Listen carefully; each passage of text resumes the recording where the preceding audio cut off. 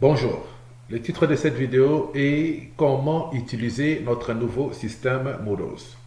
Comme vous le savez, nous avons configuré et installé un nouveau système qui permet désormais à tous nos étudiants de pouvoir bénéficier de cette nouvelle technologie qui permet aux étudiants de compléter leurs cours en utilisant leur portail pour envoyer, recevoir et soumettre leurs cours.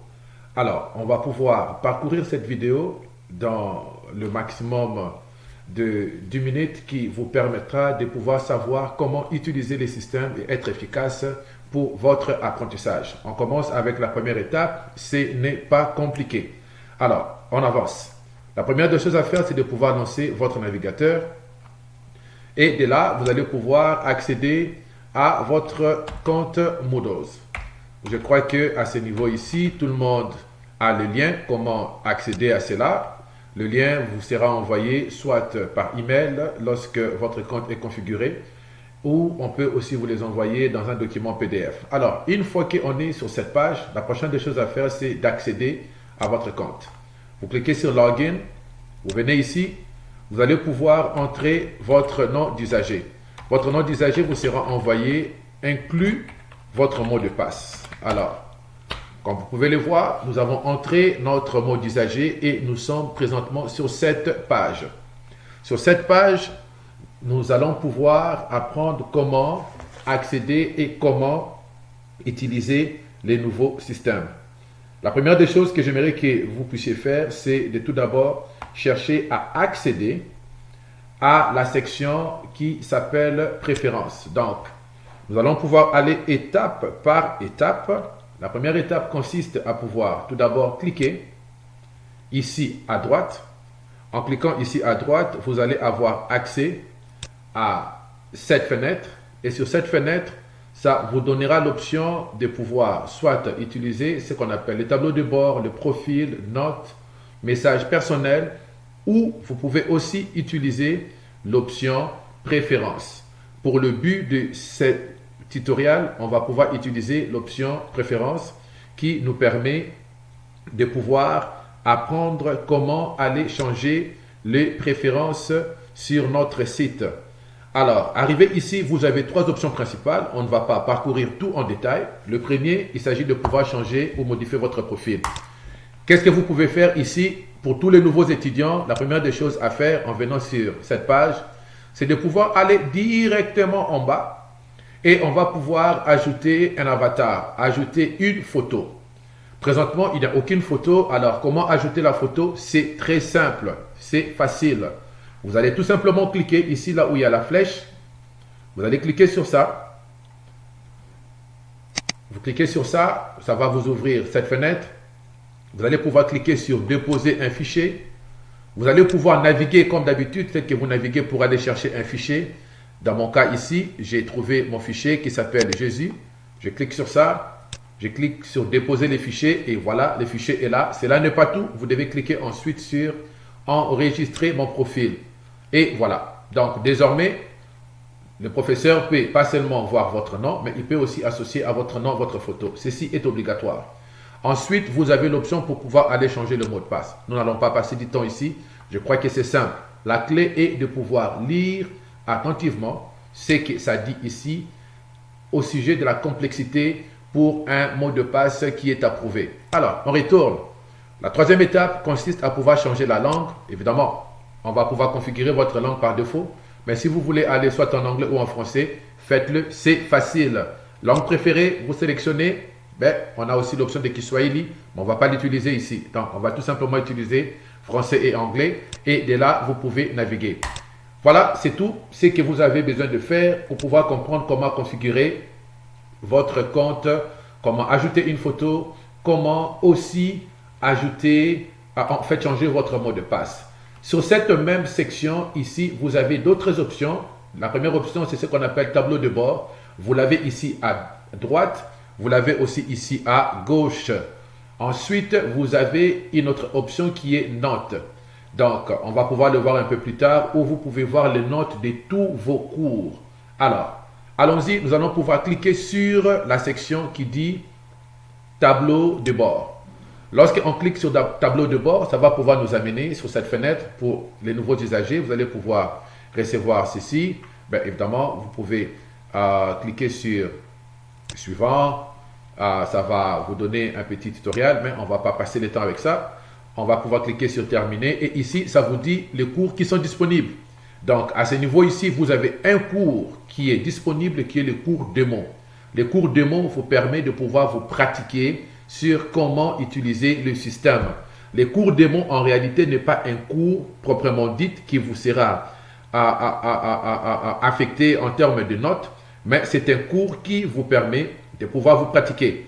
Donc, chaque étudiant qui s'inscrit est obligé de pouvoir cliquer sur le cours démo afin de pouvoir se familiariser avec le nouveau système. Je répète que ceci est obligatoire. Si vous ne vous pratiquez pas avec le cours démo, il vous sera très difficile d'apprendre comment utiliser le système. Alors, on va pouvoir cliquer sur notre cours démo. On clique sur le cours démo. Le cours est accessible ici. Lorsque vous cliquez sur le tableau de bord, le cours est aussi accessible à gauche, juste en dessous, là où ça dit mes cours. Autrement dit, si vous cliquez sur accueil, vous pouvez aussi voir la même chose. Donc, le cours est ici, le cours démo. Et les cours démo, nous pouvons aussi les voir ici, beaucoup plus bas. Donc, il y a plusieurs sections qui vous permettent de pouvoir accéder au cours démo. Alors, allons-y assez rapidement pour comprendre comment utiliser les nouveaux systèmes. Alors, on clique sur le cours démo.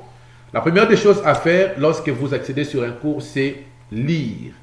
La lecture est obligatoire. Vous êtes en train de compléter un programme universitaire.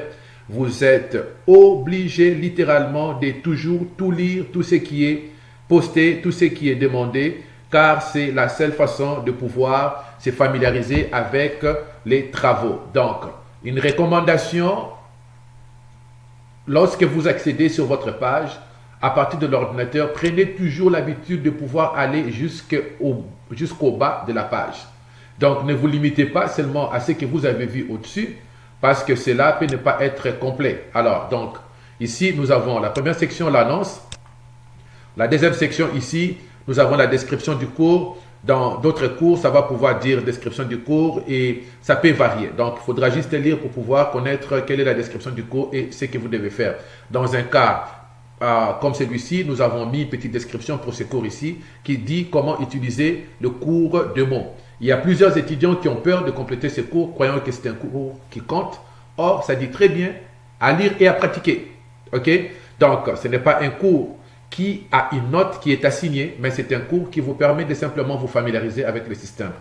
Ensuite, troisième étape, lecture et manuel. Dans cette section, vous allez toujours voir en lettres majuscules, c'est juste les titres. Juste en bas, lorsque vous voyez un icône avec un icône rouge, sachez-le que c'est un document PDF. Donc, le document PDF ce sera souvent des livres que vous devez télécharger et lire. Donc, vous pouvez cliquer sur cela. Si je clique ici, ça va m'ouvrir mon livre. Donc, ça, c'est l'équivalent d'un livre que vous allez pouvoir utiliser pour votre cours. Donc, c'est comme ça que vous accédez au livre pour le cours. Ensuite, après avoir téléchargé, lu le cours, il y a maintenant des travaux à compléter. C'est pas sorcier, c'est pas compliqué. Première des choses à faire, c'est cliquer sur le titre qui est juste en dessous du titre en majuscule. Dans ce cas ici, c'est le premier travail. Qu'est-ce que ça dit le premier travail? Prenez toujours le temps de lire attentivement. Tous les détails associés au travail que vous devez faire est là. Vous devez vous pratiquer comment travailler et soumettre un travail, un examen à questions à choix multiples. Alors, allons-y rapidement et pratiquons-nous. Je clique sur ça. Ça m'ouvre ce lien. Et ici, ça me demande de pouvoir essayer de compléter l'examen. Très important, ça vous dira toujours combien de temps que vous avez pour compléter l'examen.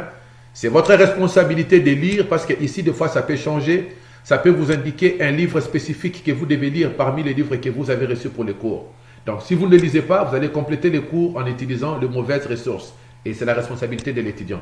Allons-y. On va pouvoir compléter l'examen. Donc, ici, c'est tout simplement pour pouvoir se pratiquer. Donc, ce n'est pas compliqué. Vous pouvez aussi faire la même chose. En fait, vous serez obligé de faire la même chose lorsque vous allez accéder à ce cours. Juste apprendre comment compléter un examen à questions choix multiples. Ce n'est pas compliqué. Je crois que plusieurs d'entre nous, Nous avons déjà complété des sondages ou des exercices pareils sur Internet pour un cours ou bien pour une activité similaire. Donc, juste question de répondre. Vous lisez, vous répondez et voilà, vous avez terminé. Et maintenant, vous devez soumettre votre travail. Vous cliquez sur soumettre et voilà. Ça vous dit, êtes-vous sûr que vous voulez soumettre? Ma réponse est oui. Et voilà. Bingo. Pas une très bonne nouvelle. Dans ce cas ici, heureusement que c'est un cours démo. Le docteur n'a eu que 42%, donc il a échoué. Donc, sur les 12 questions qui ont été posées, ça me dit que j'ai réussi seulement 5 questions. Et cet examen compte pour 60%.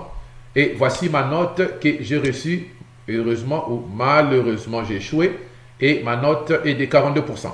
Donc voici, ça c'est le premier type de travaux que vous allez pouvoir avoir lorsque vous devez compléter votre programme. On retourne rapidement encore sur le cours démo. On va maintenant apprendre comment envoyer ou soumettre un travail de rédaction. Ça s'applique pour le reste des types de cours. La première des choses à faire, une fois de plus, c'est de lire les instructions. Ça va vous dire quel genre de travail que vous devez faire. Voilà, vous avez terminé de lire. La deuxième étape, c'est de cliquer sur le lien qui vient juste en bas. Voilà, on est là. Je viens de compléter mon travail. Je l'ai sauvegardé quelque part. Et voici, je suis prêt pour pouvoir soumettre mon travail. Qu'est-ce que je fais? Je clique sur ajouter le travail. En anglais, c'est Add Submission. Je viens ici. Je vais pouvoir aller chercher les documents où je l'ai sauvegardé. Voilà, on est là. Et bingo. Le docteur a trouvé son travail qu'il a terminé. Je vais pouvoir l'attacher. Je vais pouvoir cliquer sur enregistrer ces fichiers. En français, ça sera à télécharger ces fichiers. Et ça va pouvoir me demander d'enregistrer. Je clique sur enregistrer. Attention, là n'est pas tout. Le document n'a pas été complètement envoyé. Vous devez descendre encore un peu plus bas. N'oubliez pas que je vous ai dit, c'est toujours important de pouvoir naviguer du début de la page jusqu'à la fin. Alors, vous descendez encore beaucoup plus bas. Vous avez trois options. Vous pouvez rééditer le document, l'enlever ou le soumettre. Ici, on va pouvoir cliquer sur soumettre. Voilà. Attention, cela n'est pas encore la fin. Vous devez maintenant confirmer que vous êtes prêt pour soumettre. Pourquoi toutes ces options? Nous ne voulons pas que l'étudiant dise que j'ai envoyé un document. Pour t'assurer que tu as envoyé le document, tu dois littéralement cocher que tu as soumis ton document. Tant que tu ne l'as pas fait, sache-le que ton document n'a pas été envoyé selon les normes. Donc, on ne l'a pas reçu. Ici, une fois que je clique sur ça, voici, le document a été envoyé et le professeur l'a reçu. Très bonne nouvelle. On retourne encore pour voir le troisième type de travail que vous aurez. Ça peut être un travail qui vous exige de pouvoir compléter un workbook. C'est quoi? Le workbook, c'est tout simplement un document que le professeur a créé, qui vous permet de pouvoir trouver des mots qui manquent dans ce document, mais qui peuvent être trouvés dans le livre. Dans ce cas ici, vous allez voir un exemple d'un workbook. Vous cliquez. Une fois de plus, vous devez lire. Ça dit très bien, l'étudiant devra télécharger. Et le document à télécharger est juste là. Donc, on va pouvoir télécharger le document. OK? Le document est là. On va pouvoir le télécharger. On l'a téléchargé. Un instant, je vais pouvoir quand même le sauvegarder. Comme ça, vous allez voir. Alors, le document a été sauvegardé. Une très bonne nouvelle. J'ouvre. Je vais aller chercher mon document. Et ça sera un document semblable à celui-ci. Alors, qu'est-ce que je fais? Ici, il est supposé que l'étudiant, après avoir téléchargé son document, il a suivi les directives du cours. Dans ces documents, il devra rentrer son nom et répondre aux questions. OK? Donc ici, on va juste faire ça. OK? On va juste faire ça. On va juste faire ça. Donc, une façon de dire qu'on a répondu aux questions. On va aller re-sauvegarder le document. C'est ta responsabilité de bien sauvegarder le document. Si tu ne le fais pas, tu vas soumettre un document qui est vide et ta note sera 0. Après avoir sauvegardé le document, il faudra maintenant le soumettre. Comment tu le fais? Ce n'est pas sorcier. Exactement la même démarche. On clique sur Add Submission ou Ajouter un travail. Exactement la même démarche que nous avons fait pour envoyer un travail de rédaction. On va trouver notre document. On va l'attacher. On va cliquer Sauvegarder ou Enregistrer. On va redescendre beaucoup plus bas. Et on va pouvoir cocher. Et voilà, vous venez de terminer votre cours qui vous a été assigné. Donc ici, on présume que s'agissait d'un cours régulier que l'étudiant devait compléter. Alors, quelles sont les prochaines étapes importantes à pouvoir se familiariser avec le nouveau système? Après avoir fait cela, vous pouvez cliquer ici, là où ça disait, ok, on va pouvoir cliquer ici, vous cliquez ici, là où ça dit grade. Ok, ici, ça dit grade parce que le cours a été configuré en anglais, mais dans votre cas, ça pourra être en français. Ok, vous cliquez sur ça, et ici, ça vous dit, voici, vous avez trois travaux à compléter. Le premier travail, vous avez eu à 42%, vous avez échoué. Oups, j'ai échoué. Les deux autres travaux que vous avez envoyés, regardez très bien ici, il n'y a pas de notes jusqu'à présent. Alors, le professeur va pouvoir aller assigner une note à ces travaux que vous avez envoyés et vous allez voir la différence, comment est-ce que cela va changer lorsque la note est envoyée. Ok, donnez-moi un instant, on va pouvoir le faire rapidement. Donc ici, le professeur maintenant a la responsabilité d'évaluer votre travail et de vous assigner une note. Et voilà, le professeur a évalué la note, a évalué le travail et il vous a assigné la note. Donc si je clique encore ici tout simplement pour rafraîchir mon browser, voici ici, j'ai maintenant une note qui m'a été assignée. Et voilà, j'ai eu quelle note? J'ai eu 100%. Donc, ça m'indique maintenant que j'ai 100% pour le deuxième travail, mais le premier travail, j'ai eu 38%. Ok? Ceci ne veut pas dire que la note que vous voyez ici est la note finale. La note finale peut être considérée seulement lorsque tous les travaux que vous avez soumis ont reçu une évaluation. Alors, on va rapidement faire la même chose pour le troisième travail et ça va vous aider à savoir comment aller regarder vos notes. Vous n'avez pas besoin d'attendre que le professeur vous envoie un email. Une parenthèse, ça prend entre 1 à 21 jours pour pouvoir recevoir votre note. Donc, lorsque vous envoyez un travail, ne vous attendez pas à recevoir une note instantanément. Ok?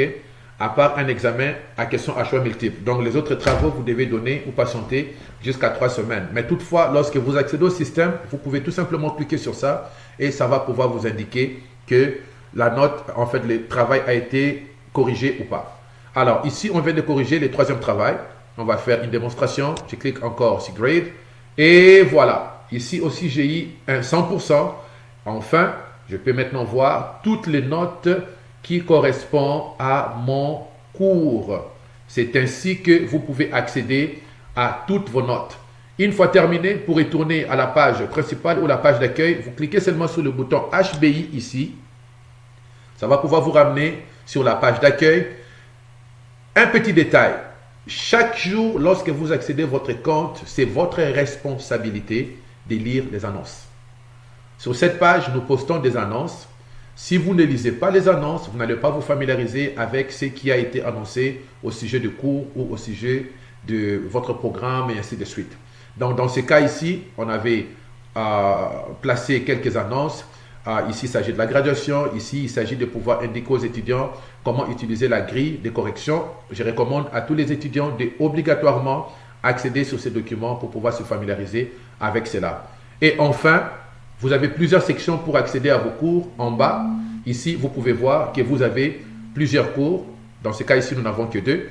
Ça dit mes cours. Vous ne pouvez pas cliquer sur les liens qui disent mes cours. C'est les liens en bas où vous pouvez cliquer. Vous pouvez cliquer sur ça ici au milieu, ou vous pouvez cliquer sur ça aussi ici à gauche. Donc, c'est comme ça que vous accédez sur vos cours. Ici, j'ai un deuxième cours qui m'a été ajouté. Admettons que c'est un cours que j'ai complète. Je vais lire les instructions. Comme vous pouvez voir, lecture obligatoire. J'ai tous ces documents ici à lire pour des raisons d'illustration. Il y a aussi des templates qui sont là pour les étudiants au niveau de la maîtrise et du doctorat. Il y a même un mini cours en vidéo qui est là. C'est à vous de lire et de cliquer sur les cours pour vous familiariser avec ça. Travail obligatoire à compléter. Ça vous dit, vous avez tel travail à compléter. Et enfin, vous avez un examen à question à choix multiple. Donc, ça, c'est l'exemple d'un cours réel que vous pouvez compléter. OK? Un cours réel que vous pouvez compléter. Donc, dans ton cas, ça sera les cours qui te seront assignés. Vous allez avoir la liste de tous vos cours. Ça va pouvoir apparaître soit à gauche ou soit à droite. Toujours aussi lire et regarder rapidement sur le calendrier, là où ça dit événements à venir, parce que des fois, on peut poster certains détails par rapport à certains événements à venir, et c'est ici que vous allez vous familiariser avec les activités à venir. Les événements à venir peuvent varier, il s'agit tout simplement de lire ce qui a été posté. Alors, j'ai conclu avec ceci. Est-ce que c'est compliqué, les nouveaux systèmes? Pas du tout. Mais il y a une chose, je répète encore, c'est votre responsabilité de lire attentivement tout ce qui est sur les sites. Tant que vous ne lisez pas, vous allez vous plaindre et dire que je n'arrive pas à utiliser le nouveau système. Or, cela n'est jamais le cas. Le nouveau système n'est pas sorcier, ce n'est pas du tout difficile. Alors, je m'arrête ici. Je vous souhaite un très bon apprentissage et on se revoit d'un moment à l'autre. Bye bye, c'est Dr. Eric Kazenga.